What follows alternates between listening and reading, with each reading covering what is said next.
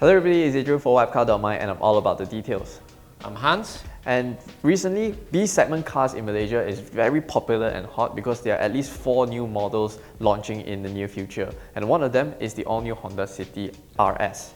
And Hans here have driven the Honda City RS and is going to give us a first drive impression of the new Honda City.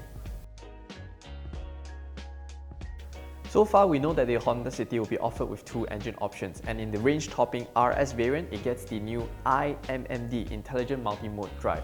So Hans, in a very simple term to our audience, what exactly is i-MMD?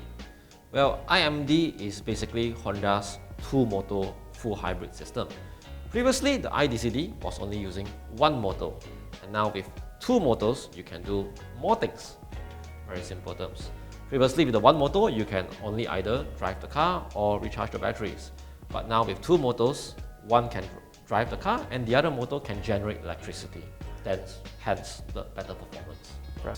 So on to the topic of sport hybrid, right? Last time in the previous Honda City i-DCD, Honda Malaysia keeps on going about it's very sporty, it's very good to drive, you know, with paddle shifters and all that, dual clutch transmission. But how about the City i-MMD? Does it feel sporty? It does, but in a more mature way. Put it this way, so you have heard about the headlining 253 Newton meters of torque, more than a Civic 1.5 turbo and all that, right? Honestly speaking, when you're sitting in the car, it doesn't feel like 253 Newton meters of torque. Mind you, I'm not saying that it's slow, it just doesn't feel that fast. Why? Because it's a lot more mature car. It's a lot more quieter inside the cabin. You don't feel so much drama. In the i-DCD full throttle, you hear everything. You hear the revs climb. You feel the vibration of the car and everything. This works very much like you are accelerating a Tesla at full pelt. Okay, I'm not saying that it's as fast as that. Don't get me wrong, but it's closer to an electric vehicle type of feeling rather than a combustion engine. Right, because of its direct drive, only the electric motors drive the... And the e-CVT numbs a lot of things. So the previous 7-speed dual clutch, you feel the snappy gear shift and everything. Now it's just linear, straight line performance. You don't feel that gear shift. So if you're not used to electric motors, you might feel that it's a little bit slow. But actually it's not. Okay. So Hans, you've driven both the i-DCD as well as the i-MMD back-to-back on MIMC circuit. So what's your biggest takeaway compared to these 2 cars? The most obvious difference is that it's quiet. It's a lot quieter than the previous car. You know, we both driven the City Hybrid. Love the power, but not the refinement. Every time the engine kicks in, the engine noise and the noisy cabin.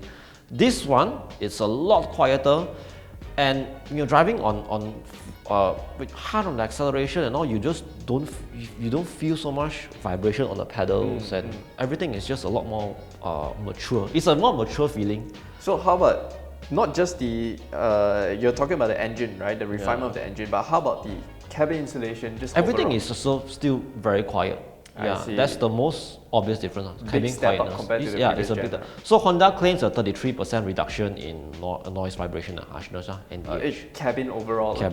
Yes. Wow, okay. So how about the comfort levels, the steering? I mean, yes, you did not get to try it on public roads, closed circuit, but just your first impression. Of course, on a flat surface circuit, we can't tell much about comfort. But what I can tell you is that the dampers work very well for as far as body control is concerned.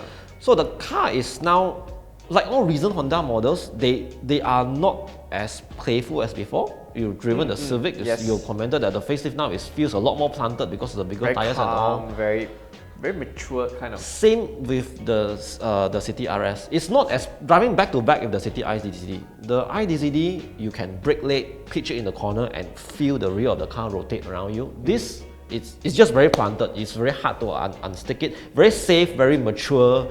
It's exactly what customers want in this segment. If you're looking for a family sedan, you want ride comfort, we won't assess it yet, but it gives you a very upper class feeling, one segment above feeling. Correct. You know, that's the same thing what I felt with the Almera that I've driven previously, the Almera 1-liter turbo.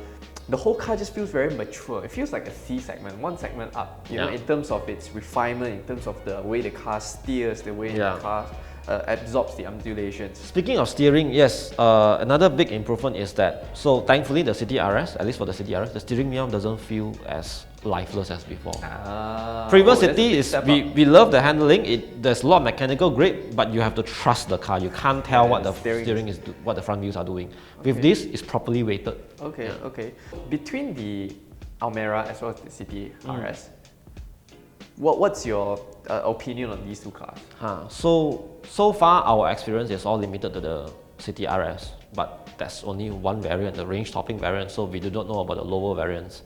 A part of me suspect that unless you are buying the top of the range RS variant, if you're buying the lower range variants, the Nissan Almera may be a better option. We don't know the specifications yet, yeah, but Nissan has confirmed that the Almera, you get AEB across the range. Correct, right? across the range, yeah, with a pricing of between 80, estimated pricing of 80 to 90 plus thousand ringgit, yeah, confirmed, but it's very attractive kind of package. Yes. Do you think the City is going to price as competitively? I think the City, being a Honda, there will be a little bit of price premium over an Almera, small price premium over an Almera. Especially in the range topping RS with the advanced hybrid system, as well as full ADAS, full suite of ADAS. Am I correct? Yes, yes. For the about the ADAS, which Honda calls it sensing. One important thing to note is that the ADAS, the sensing that's fitted on the City, is actually in some ways more advanced than the ones fitted on the Civic, CR-V and Accord. Why I say so? Because it uses the latest generation monocular camera, which has a wider operating angle. Yep, so what this means is that when you are using adaptive cruise control, which it has, you know, sometimes when you're using ACC, there are cars cutting in from very extreme angles. In the older system, sometimes it may not be able to react in time. Correct. The wider operating angle solves this problem. And the AEB, which Honda calls it FCW and CMBS, also works when you're turning into a junction. Wow. Yeah, because of the wider operating angle. Yeah. Wow. But, and there's a big but, I mean, Honda still needs to maintain some differentiation between the cheaper City and the Civic, of course, right? So in the City, the ACC doesn't come with low speed follow, meaning that you can't do stop-go traffic in it. What steering assist? It comes with that. Yeah. Oh, so it helps you keep in lane? Yes. Follow the car in front? LKS, road departure warning, road departure mitigation is all there. That is very advanced. Yeah. It's, I think it's pretty much the similar system seen in the Proton X50, the upcoming Proton X50. Yes. Yes. Speaking of the Proton X50, yes, we understand that they're both different segments. One's an SUV, one's a sedan. But consumers don't see it that way. We'll cross-shop because of its similar kind of price point. As long as it's a similar price, they can afford it, it will be in their shopping basket. So how do you see these two products compared side by side, the X50 versus the City RS? Well, the City will have a tough fight against the X50, without a doubt. At this point in time, I'm not allowed to share with you the interior of the Honda City yet, because there is an embargo that we have to agree to in return for early access to the car. We can only review the City's interior when it's launched. But what I can tell you is that you'll be surprised how much more practical the City can be. Remember that the Binue has the X50 has a really tiny boot. Correct. The X50 has a 330 liters of boot. Yeah. It's the smallest in segment, and it's not even comparable to a sedan. Can you even fit a stroller and baby supplies? I don't know. We'll have to wait till we get a car test review and check it out for ourselves. Yeah. But yeah, so just to summarize our conversation today, that we have a lot of things looking forward to in the Honda City, specifically the range-topping City RS. So we're now waiting for its launch, expected to be October, hopefully. Yeah, that's where most of the cars are also launching around the same time. So yeah, let us know in the comment section below whether are you waiting for a Honda City or would you prefer other options such as the Nissan Almera or the Proton X50. Let us know in the comments. Toyota Vios? What? What's that? What's that? Never mind. Bye. Thanks for watching, guys. Bye-bye. Log on to WapCar.my for the latest reviews, comparisons, and virtual reality showroom to help you decide on your next perfect car.